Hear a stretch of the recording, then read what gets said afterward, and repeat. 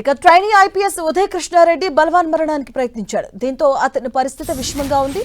ఉదయ్ కృష్ణారెడ్డిని సమీపంలోని హాస్పిటల్కి తరలించి చికిత్స అందిస్తున్నారు. ఉదయ్ కృష్ణారెడ్డిపై లైంగిక వేధింపుల ఆరోపణలు వచ్చాయి.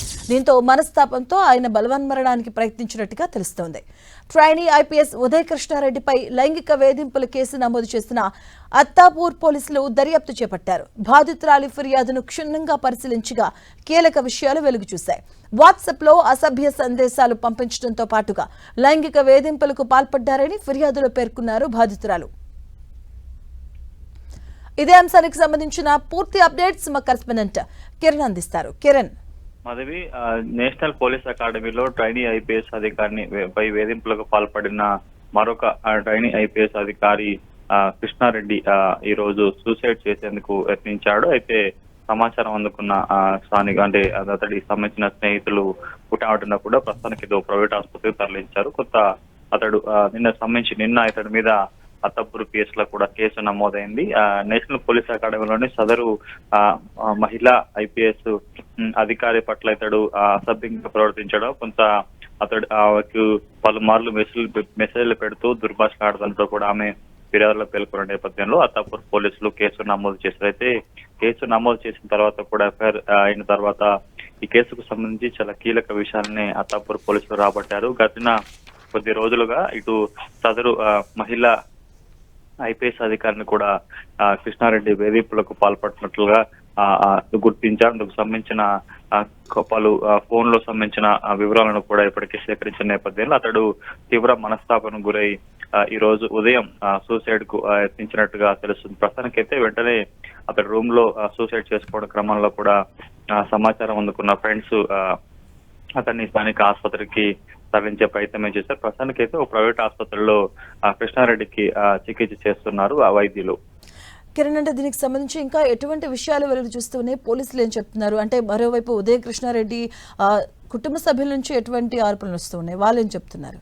ఇతడు కానిస్టేబుల్ నుంచి కూడా ఐపీఎస్ స్థాయికి అంచెలంచెగా ఎదిగే ప్రయత్నం చేశారు. కానీ ఒక మహిళా ఐపీఎస్ పట్ల ఇతడు వ్యవహరించిన తీరుకు సంబంధించి కూడా ప్రస్తుతానికి అయితే విమర్శలు వెల్లువెత్తున్న నేపథ్యంలో నిన్న మధ్యాహ్నం ఇతడి మీద అత్తాపూర్ పిఎస్ లో కేసు నమోదు కూడా ఆ తర్వాత కూడా కొంత ఇతడిని తీవ్ర మానసిక వేదన గురైనట్లుగా సమాచారం. వాస్తవానికి బాధిత ఐపీఎస్ కూడా పక్క ఆధారాలతో కూడా అత్తాపూర్ పోలీసులను ఆశ్రయించినట్టుగా తెలుస్తుంది. అయితే దీనికి సంబంధించి పూర్తిగా పూర్వపరాలు తెలుసుకున్న తర్వాత కూడా చాలా షాకింగ్ విషయాలే కృష్ణారెడ్డి నుంచి కూడా వెలువచ్చినట్టు తెలుస్తుంది. పలుమార్లు మెసేజ్లు పెట్టడం, ఆ తర్వాత బెదిరించడం, అందరూ కూర్చున్న సమయంలో కూడా అసభ్యంగా ప్రవర్తించడం, దుర్భాషలాడడం కూడా చేసినట్టుగా కొంత కీలక సమాచారం. ప్రస్తుతానికైతే అతడికి సంబంధించిన కొంత సమాచారం కూడా ఇంకా బంధువుల నుంచి సమాచారం రావాల్సి ఉంటుంది. నిన్న ఈ అంశానికి సంబంధించి దాని మీద కేసు కావడంతో కూడా తీవ్ర మనస్తాపన గురైన కృష్ణారెడ్డి ఈ రోజు ఉదయం సూసైడ్ అటెంప్ట్ చేసినట్లుగా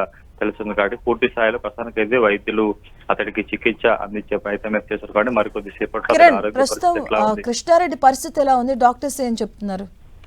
ప్రస్తుతానికి అత్యవసర చికిత్స చేస్తున్నట్టు తెలుస్తుంది. అతడు హ్యాంగింగ్ చేసుకున్నా లేకపోతే ఏదైనా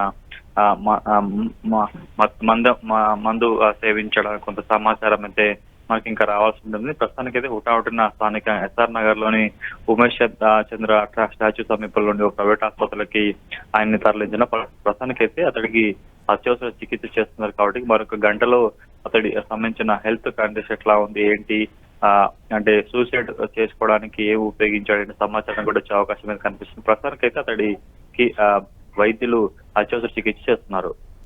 కిరణ్, అంటే ఈ కేసుకు సంబంధించి ఎలా చూడొచ్చు? ఎందుకంటే అందరూ కూడా ట్రైనీ ఐపీఎస్ సెషన్స్ లో ఉన్నారు, అందరూ కూడా సహచరులు కూడా ఉన్నారు, వీరంతా బాధ్యతాయుతంగా ఉండవలసినటువంటి సిచ్యువేషన్ కూడా ఉంది. బట్ ఇలాంటి వేధింపులు అంటే ప్రజలను కాపాడాల్సినటువంటి ఇలాంటి కేసెస్ లో వీళ్ళు ఎదుర్కోవాల్సిందే, వీళ్ళే ఇలా కేసులో ఇరుక్కుంటున్నారు. దీన్ని ఎలా చూడొచ్చు?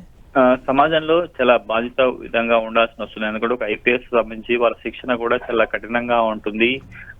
ఐపీఎస్ కు సెలెక్ట్ కావడమే పెద్ద టాస్క్ గా ఉంటుంది. కానీ ఇతడు కానిస్టేబుల్ నుంచి కూడా ఐపీఎస్ స్థాయికి ఎంపికైనందుకు చాలా కష్టపడ్డాడు. మధ్యతరగతి కుటుంబానికి సంబంధించిన వ్యక్తి. కానీ ఇతడి ట్రైనింగ్ సమయంలో అసలు అంటే ఏం జరిగింది ఏంటంటే కొంత పూర్తి సమాచారం రావాల్సి ఉంటుంది.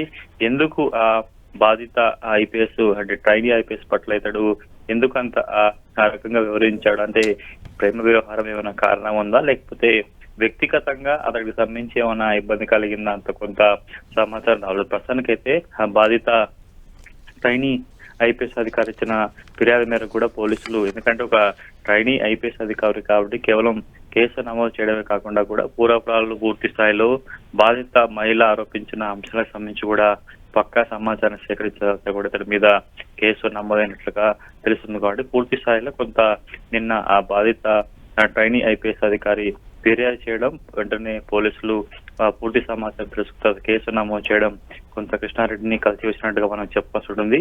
ఈ అంశానికి సంబంధించి కూడా కొంత పోలీసులు ఇంకా లోతైన దర్యాప్తు చేస్తున్నారు. పూర్తి వివరాలు కూడా ఇటు పోలీసు అధికారులకి ఓకే, వివరించే అవకాశం అయితే ఉంది. Thank you Kiran.